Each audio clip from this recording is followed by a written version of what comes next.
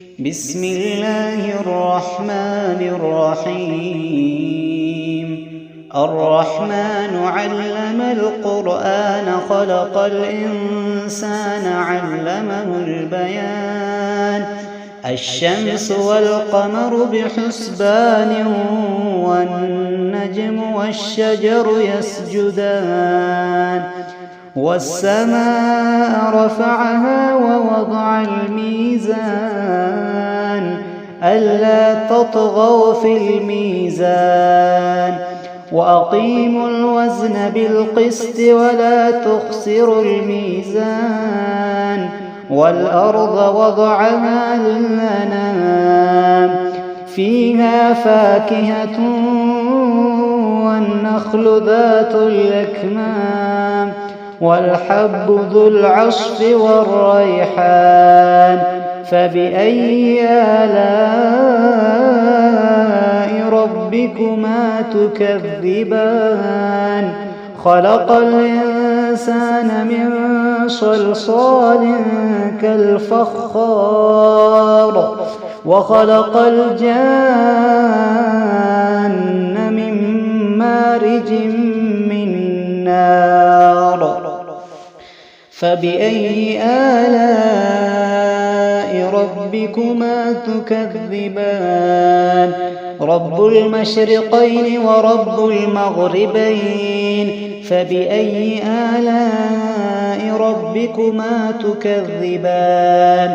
مرج البحرين يلتقيان بينهما برزخ لا يبغيان. فبأي آلاء ربكما تكذبان؟ يخرج منهما اللؤلؤ والمرجان. فبأي آلاء ربكما تكذبان؟ وله الجوار المنشآت في البحر كالأعلام. فبأي آلاء ربكما تكذبان؟ كل من عليها فان ويبقى وجه ربك ذو الجلال والإكرام. فبأي آلاء ربكما تكذبان؟ يسأله من في السماوات والأرض كل يوم هو في شأن. فبأي آلاء ربكما تكذبان؟ سنفرغ لكم أيها الثقلان. فبأي آلاء ربكما تكذبان؟ يا معشر الجن والإنس إن استطعتم أن تنفذوا من أقطار السماوات والأرض فانفذوا لا تنفذون إلا بسلطان. فبأي آلاء ربكما تكذبان؟ يرسل عليكما شواظ من نار ونحاس فلا تنتصران. فبأي آلاء ربكما تكذبان؟ فإذا انشقت السماء فكانت وردة كالدهان. فبأي آلاء ربكما تكذبان؟ فيومئذ لا يسأل عن ذنبه إنس ولا جان. فبأي آلاء ربكما تكذبان؟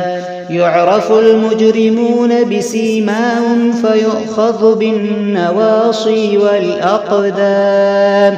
فبأي آلاء ربكما تكذبان؟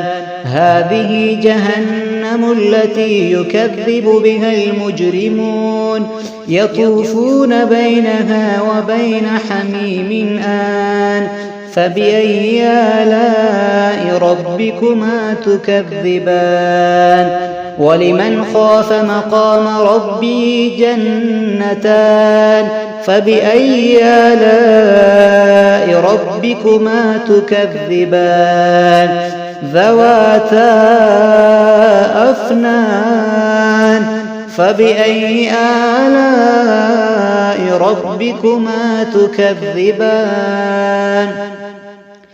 فيهما عينان تجريان فبأي آلاء ربكما تكذبان فيهما من كل فاكهة زوجان فبأي آلاء ربكما تكذبان متكئين على فرش بطائنها من استبرق وجنى الجنتين دان فبأي آلاء ربكما تكذبان فيهن قاصرات الطرف لم يطمثهن إنس قبلهم ولا جان فبأي آلاء ربكما تكذبان كأنهن الياقوت والمرجان فبأي آلاء ربكما تكذبان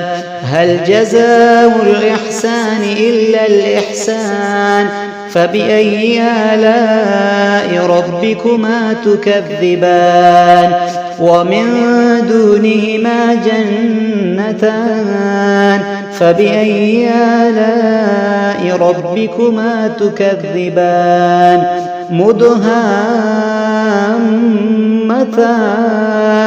فبأي آلاء ربكما تكذبان فيهما عينان نضاختان فبأي آلاء ربكما تكذبان فيهما فاكهة ونخل ورمان فبأي آلاء ربكما تكذبان فيهن خيرات حسان فبأي آلاء ربكما تكذبان حور مقصورات في القيام فبأي آلاء ربكما تكذبان لم يطمثهن إنس قبلهم ولا جان فبأي آلاء ربكما تكذبان متكئين على رفرف خضر وعبقري حسان فبأي آلاء ربكما تكذبان تبارك اسم ربك ذي الجلال والإكرام.